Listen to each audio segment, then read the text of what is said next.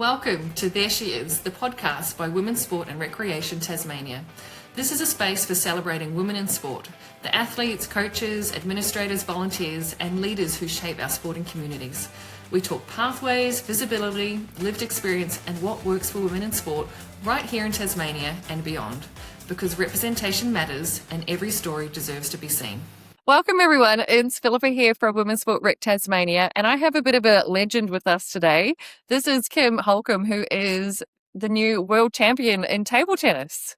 How are you, Kim? Well, thank you. Good. Now tell us, so 2026, you became the World Master Champion in pairs women's over 75, is that right? Yes. Yeah. Can we share your medal? Yeah, sure. Yeah. I think you've got, do you want to grab out your certificates and things too? Check out this beauty that Kim has earned. Let's bring it right up to the screen here. This is so cool. Tell us about this experience at Masters World Champ. Yeah. Oh, so cool. You must have been so proud when you won. Yes, when we didn't know we won because we went to so many rounds, you know. Yeah. Just like soccer or something. We play group stage first. Yep. And then round 32, get out 64 first, and then 32, and 16, and 8, and a quarterfinal, semifinal, and final. Wow. And this was over like a whole week? The whole week, Yeah. yeah. The whole week, yeah. And so which point did you find out you had won? When I hear Aussie, oi, oi, oi. So many Aussie support us because first time that normally my partner, partner in Darwin, she's number one in Australia for many years, for 5 years, you know. And she asked us to play and we play together, but normally she played with New Zealand. Ah, okay. Yeah. So and this I guess time, Masters, you can't cross nationalities? You can. You can? Okay. You know, yeah, you can. You can play with anybody because I play in the mixed double with the French guy. Yeah. So we can put our name out, we pay the money, and if we have a pair, we pay. If we don't, they get us, the people invite us to play with them or something. Yeah. And so did she call you and invite you to be in her pairs? So how did that work? Well, we know each other about 30 years, but we never cross paths, only in the national, you know. Yeah. So I don't usually mix with top player. I don't think I'm confident enough, but they all think I can play well. But the trouble is I can play very well, but I never really achieve a lot. And so this time I was so serious when we agreed to play together. Yeah. And why do you think your confidence wasn't as high before? You've obviously come out as world champion and that must have given you a boost. Well, to play with her, I'm under a lot of pressure to perform, you know, so that's what I went to Vietnam for 3 months to train. Yeah, in Vietnam. And and I come back here, I have more confidence, you know. I think last year, because 2 years ago, I went to New Zealand, and that's where I got the confidence from. So it really sounds like you've sports your whole life at the moment. Yes. Which a lot of people might not consider that at this phase of your life, that it's such a prevalent hobby and, you know, activity. Well, before I met my husband, his sport is number one. Yep. And now still number one? And now I think probably number 2. My husband come first. Oh, amazing. And so tell us a little bit more about the build up into your training and preparation for the World Champs. Yeah, once I commit with Alfreda, and because she's a really top player, so I have to try so hard, under a lot of pressure to compete to win. But I didn't expect to win at all. So I went to Vietnam. Apparently, it's a long story. When I left Vietnam in the 73s, and I got here. So after 50 years away from home, I went back to Vietnam, to my hometown, to help to renovate the really beautiful table tennis center there. Oh, wow. To help the communities. I want nothing from it except to help for the community where I come from. So now they have a really good table tennis center there, and they have training the kids and women, and and I got a coach there. So that coach had come to help me to Korea to win the medal. Oh, that's beautiful. Yeah. Did you have a special coach or someone helping Yes. you? Yeah. Yes. He's a special. I flew him from Vietnam to come to help us. Yeah. Every point we play, he just tell us where to put the ball, how to serve, you know. So he's part of winning. Yeah. Yeah. Mm. And going, it's obviously really hot there, and Tasmania is not warm at all. How long did you spend in Darwin before the tournament? 10 days before Yeah. I went to Korea, I went to Darwin to climatize myself. So to get used to the weather first, and we get there, it's just no problem. Mm. Yeah, you just slotted in really easy? Yeah. Oh, that's so good. In Darwin, I train about a couple of times a day, you know, with her together, doubles. Yeah. So we know where we stay with each other and how to do and all that, you know. Mm. So cool. And so when did you start playing table tennis? At the age of 39, after I wrecked both of my knees playing squash and tennis. Yeah. So you always loved the racket sports. Yes, yes. But to start from the bottom, it takes a lot of work to get up to the top. Yep. So I train virtually, I don't know how much money I spend on coaches all my life. Soon I beat my coach, I change the coach. Soon I beat my coach, I change the coach. So I think I probably have more than 10 coaches in my life, you know, to get to where I am now. Yeah, amazing. Yeah. And it's so fascinating because some people might think at 39, okay, my knees are busted, they might give up sport. What sort of motivated you to keep going? Well, I always loved sport. And when I was young, I like high jump and long jump. And my mother said, you can't do that, you know, it's no good for women and things. But I wanted to teach in sport as well when I was in Vietnam. But when I got the chance to Australia, most of the time people don't do any sport. They just go to work and they think, but, you know, I just love sport. I don't have any kids. So sport is just like my kids, more or less. I love that. And did you do any coaching yourself, or have you always sort of been in an athlete role? When I first started table tennis, I sit on the table, I come to the club, I sit there for about 2 hours, not even one person to play with me because beginners are very difficult. Ah, interesting. This table tennis is, you can see wherever you go, a different level of table tennis. So the top one, they never really wanted to play with the weak one. And the weak one, they always want to play with the top one, but it's just very difficult to. Yeah. Most of the time, like people myself, at my age, when I go to table tennis, I just go there, okay, I have a hit for 1 or 2 hours because I got other hobby as well. Even though table tennis is number one, but my knotting is number two. But without my knotting to sell in Salamanca, I can't afford it to go to travel around the world. So Yeah. Let me show you a little example of her beautiful knotting that she does as well. We can see that on there. Tell us a bit more about these. Yeah, I used to smoke about 60 cigarettes a day. And when I went to Korea, I learned knotting. So I gave up smoking altogether. So just keeping your hands busy. Just keep my hand busy. Yeah. And so now I had a store in Salamanca to sell this, and a lot of people support no smoking. Mm-hmm. So I'm quite happy doing what I'm doing. So that must have helped you table tennis too. Yeah, the knotting has helped me financially to travel every year to the national. Mm-hmm. I play national most of the time, you know, like when I got a chance to go in October every year. Except this year I got a bunion operation. I can't walk very well.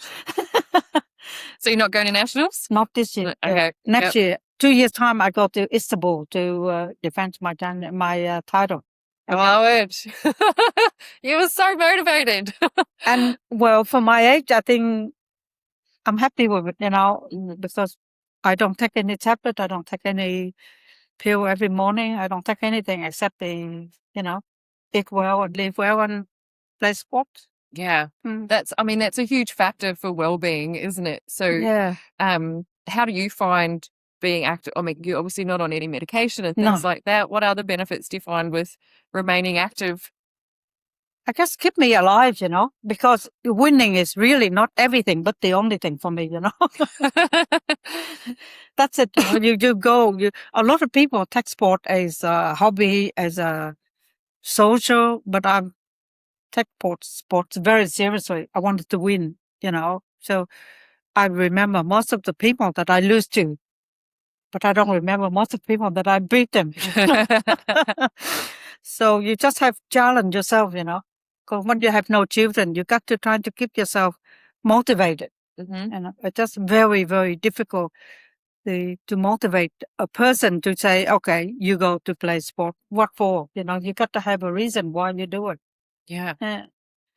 What do you think some of the biggest challenges are for masters being involved in sport, that either from a personal level or that maybe that other clubs or organisations might not consider? I think Tasmania, not many Tasmanian in table tennis that travel. See, if the tournament like the national in Tasmania, everybody come out to play, but to travel because the cost involved as well, because we pay our own. We don't have any subsidized or anything at all, So if you play in the roster, you might get $25 a roster or something to help you. But the cost of travel, airfare and accommodation and food and even the journey to play, you have to pay a lot of money for it. So I don't think most of retirees can, afford to do it. Yeah. We don't have any support. So table tennis seems to be a great sport. You talked about your knees being an issue. Was that the main reason you swapped over, because it's less impact on your knees? Like, is that particularly good? I did not know how to move. For about 3 years, I just stand on the table, just block the ball only. Just block, block, block, block. You can't do anything else until I can be able to move a little bit. But I can't think of any other sport because squash is too heavy for the knees, and the tennis, you got to run a lot. With my age, I guess table tennis is, my brother used to play table tennis. I used to follow him. So I see it. Oh, it's easy, but it wasn't. It is a fast game. The ball changing from small to big, and the racket, and every bat, every table tennis bat is completely different. All right. And you have different rubbers. And by the way, you're talking about the cost. The rubber, it costs a lot of money. Each rubber is like one sheet, about $150 or $100 really? dollars. And you've got one on both sides. Yeah, right? Yeah. And then the bat, if you get a good bat, about $600 or $700. So wow. Yeah. But if you start beginning, you can, it's funding the sport that you really want to achieve more and more. You need money. Yeah. Yeah. The only way to get money is I do nothing. I not every day for 6 days, and Saturday I go to Salamanca. Yeah. That's how I make money to fund my sports. Wow, entrepreneur, and that's so great. That Just enough money to keep going. That's it. Yeah. It's not make the huge amount of money, Like I sell, it's really, I've been in Salamanca now about 20 years now. Really? Yeah. Every Saturday. Yeah. That's so good. And so you're in what are the categories? Is the over 75? What kind of comes after that? And are you still going to keep going? I wanted to be number one over 90, maybe, but I'm the only one who plays. It still counts. You just got to turn up. So, about many years ago, I think about 10 years ago, I saw the only 2 women in the world that over 90 and play in the World Veterans. And one is Australian and one is Japanese. And they're so fit, they still do push-up and everything, Yeah, wow. And it keeps you going. You hope you live to that age and you can do what you want to do.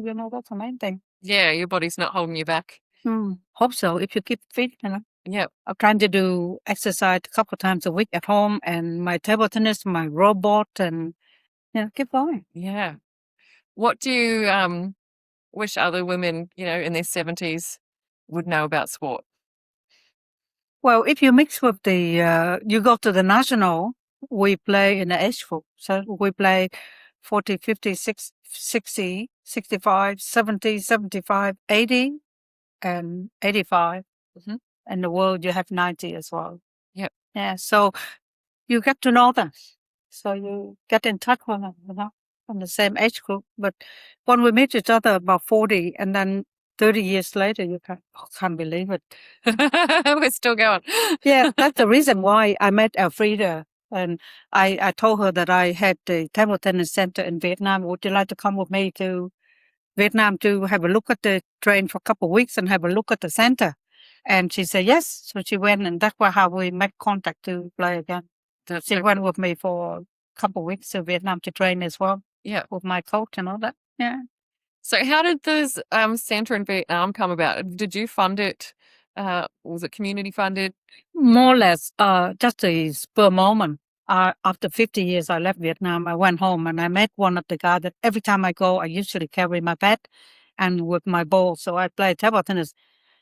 And when in Vietnam, first time I went there, I hold my bat. I went there waiting. Mosquito bit the pants of me, and I can't get the table because everybody. So I donate the table. So every time I come, I get a table to play.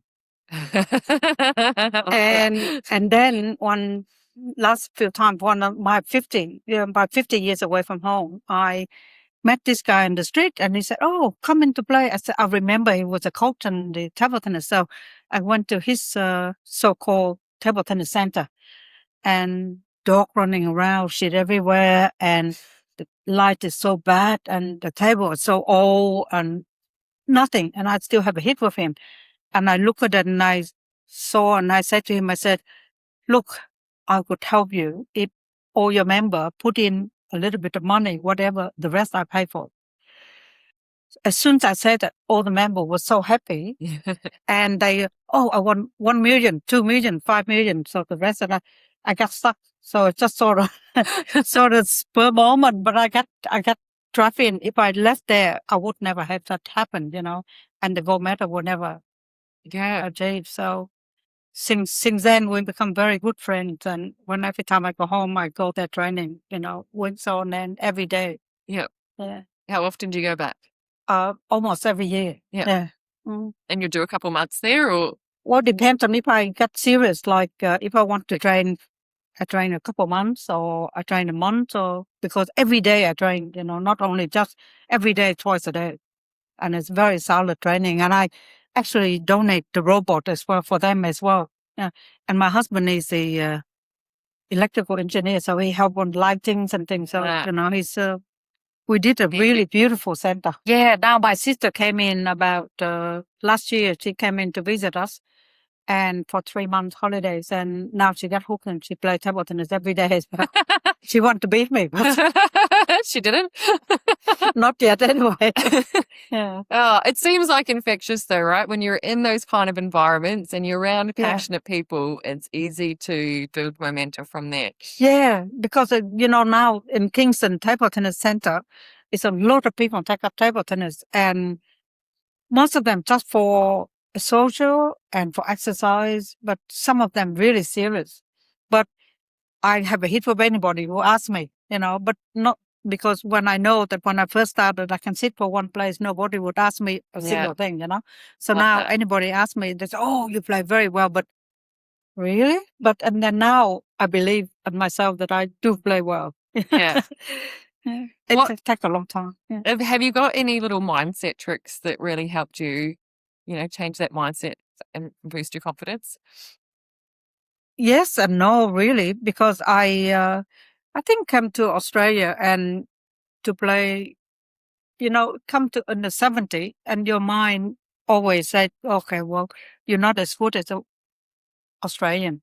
And, like we always have a racist problem in everywhere, so it's very difficult on the 70 because at the time, not many Orientals. So it put my mental, it's just very, very low because I'm afraid of everybody, sort of, but took me a long time. But since I met my husband, my confidence gone up a lot because he said, if anybody accuse you of anything at all, it's no good or whatever, or you can't speak English well or anything, just tell them you speak better Vietnamese than they speak exactly. speak English better than they speak Vietnamese. So, I gained confidence since I met my husband. But the table tennis took me a long time to gain because I know I play well, but I can't mental. You got on when you play the person, you said, "Oh no, I can't win," and then your legs start going, your hand going, you can't control your hip. Yeah. I think it's a mental sport. Mm. You have to believe in yourself that you can play, then you can. But if you say, "Oh no, I can't," then that's it, finish, Yeah. Yeah. And did you see quite a change in your own performance? Yes. Yeah. Yeah. Yeah. Mm.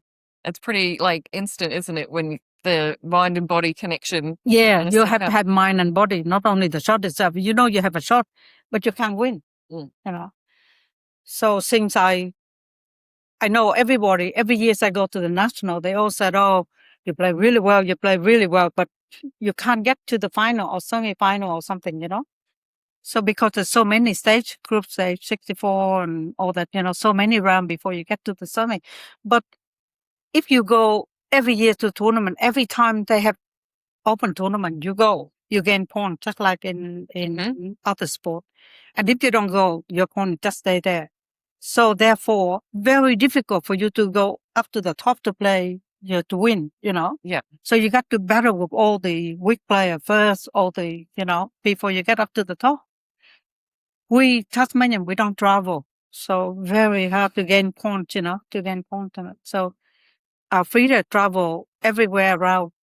Any tournament she goes, she just go and play. So every time she go, normally when you're on the top, you don't meet good people. You meet only easy people. You can play first and then easy for her to win than for us to win. Because for me, if I go, we're not seated.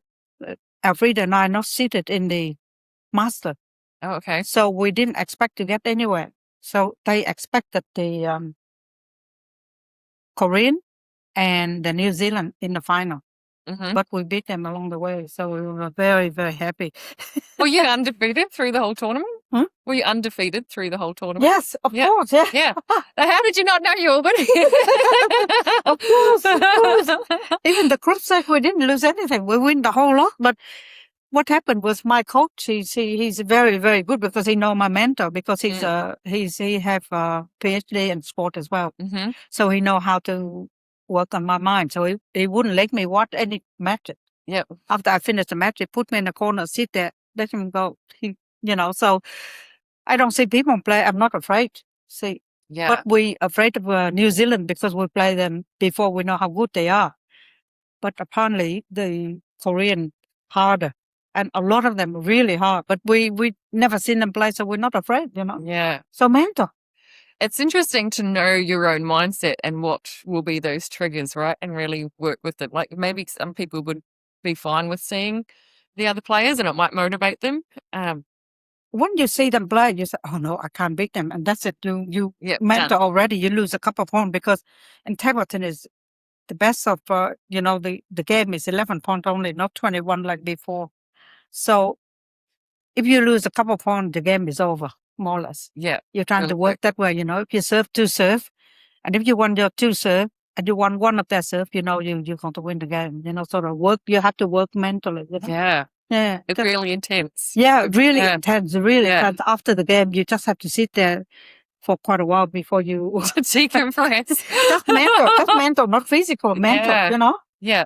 How long what's the length of an average game? It's about 15, 20 minutes. Right. Yeah. Sometimes, but you never really think about the time at all. You just sort of, now they change I think, how many points that you have to sit there and have towel breaks and things, so you calm yourself down, And the game that on the single, on the master, I got to round 16. I lost in round 16, so I was very, very, very happy. But a couple games that without the coach, you cannot get there.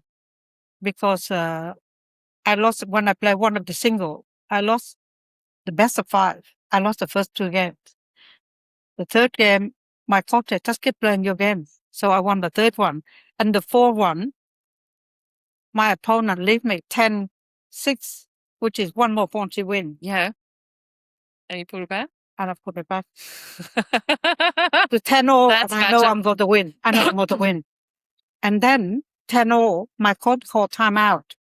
Yeah. That is very important as well, That means that you calm yourself down, because normally 10-0, you're going to win and you lose the next 2 points very quickly. So 10-0 and he called timeout. And when he called timeout, I calmed down a little bit, so the next 2 points is easy. Oh. How long have you been working with this coach? Well, since I opened the center, every time I go to Vietnam, he just stopped working. He just make my priority to coach me. So I'm going to try to improve a lot more. What's so special about table tennis? Like, what is it about that you could have chosen anything, but you stuck with table tennis? It's very difficult to find a sport that work for 20 years, for example. Like, on your 80, 90, you still can play. But tennis and squash, you can't. Mm. And a lot of people now, they switch to pickleball. But pickleball is a very noisy. And then you go deaf when you play for a while. Pretty sure of that. And you mentioned before some other challenges that maybe other people don't take into consideration, like driving at night. Like you don't train in the evening because we have so much wildlife on the road here. Are there any other sort of challenges that would just make sport more accessible for masters? Money. You heard it here. That's it. Hit in the nail. If the government or the sport, to support you, say, okay, if you go to the world, we give you $100, $200, which is cost me probably about $8,000-9,000. But if they give you, okay, we give you a grant, to go, if you represent Australia, and it help you a lot bit, it give you more motivation to win as well. But there's no support at all. Yeah. Yeah, no support. It's really hard. Yeah. Yeah, because it's all coming out of your own pocket. Yes, and then, yes, yeah. And even if people are working, they have to take their own time. Yeah, so it's very difficult, I mean, like, I'm lucky to have a husband that support me mentally, but I prefer to support myself financially. I do it my way. But a lot of people, they can't because, you can't just go to justify for how many $1,000 every year, like even in the national, you pay for accommodation, airfare. From Tasmania, we travel anywhere out from this state, we have to pay, quite a lot of money. Yeah, it's so far, isn't it? Yeah, so because you've got to stop somewhere Yeah, else. yeah. I always like to finish off with this question, but what makes you the most hopeful about the future of sport for women and girls? We need to be active and we need to be healthy to, in the long run, not only yourself, but to help, less hospital fee, less doctor fees and things like that. I'm active. I still can walk. I don't take any drug, any tablet, and I gave up smoking 20 years now. And enjoy your life. Yeah. Yeah. I think it creates so much freedom, doesn't it? Yeah. Enjoy your life in many different ways that your body's not holding you back. Yeah. When you're staying fit and strong. I was very, like, I don't know how I still go on because if you can see, I had about 6 operations on my knee, 4th side, before I replaced completely both of them. Yeah, wow. Yeah, so, but I still keep going, and now after I win the gold medal, I wanted to defend my title 2 years time in Istanbul, in Turkey. Yeah.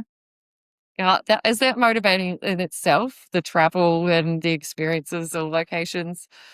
It's the sport is always my number one. Then I just wanted to win because I want to be recognized. See, like in Tasmania, when I left, not many people know I go to the world. So in Darwin or in New Zealand, the people who left for the World Master, they got interviewed from TV and read newspaper and they wish you good luck and everything. I left. I come back. Nobody know or we know anything. Nothing. Because I don't have Facebook.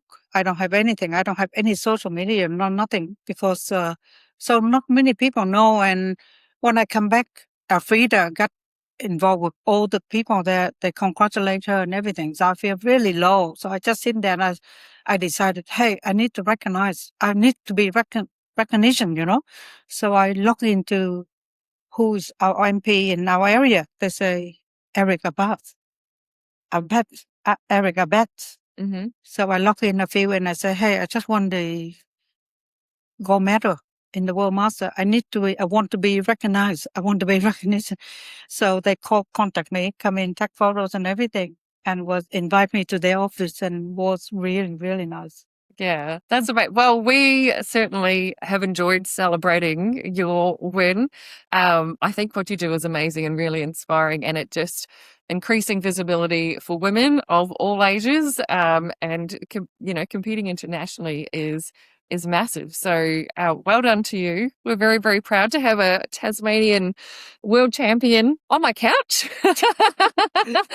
And then old ladies. No, but it's your like your passion and your dedication is still so strong. What is that key answer? What drives you the most? winning. It hasn't gone. Just another gold medal. That would be nice. I love it. It's great. Like the competitive edge just hasn't got. Like, Yeah, I'm very competitive. Yeah. Very, very, that's what my husband is. His sport is shooting. And I said, why you do it by yourself? You don't compete with anybody. But I like to compete, I really just, I think it's probably in me, probably in my culture, perhaps. I don't know, because we was born and raised in a war. So we always, just fight all the time in spirit, Yeah. Mm. Oh, incredible. Thank you so much for joining us today. It's been delightful to meet you. Kim is just a ball of energy. I think she will be anyone's best friend super easily. But we wish you all the best for these future tournaments, and we'll especially be keeping an eye out once you hit the over 90s category. Well, I'll let you know next 2 years, because I hope Yes. I get further than round 16 in the single. Yeah. Yeah, so hopefully. Excellent. Oh, well done. Thank you for your time. I hope a lot of people see this and take up some sport, even though for, any reason, but keep you healthy and stay out to see the doctor. Don't want to be a best friend of a doctor at all. Not at all. Not at all. Yeah. If this episode resonated with you, if you believe in visibility, representation and strong pathways for women in sport, we invite you to join us. Women's Sport and Recreation Tasmania is a growing community of state sporting bodies, clubs, women and allies working together to make sport more inclusive, connected and supportive across our state. By becoming a WSRT member, you're helping amplify women's voices, stories and leadership, both on the field and behind the scenes. Head to wsrt.org.au/membership to learn more about becoming a member. Because when we can see women in sport, we can be them.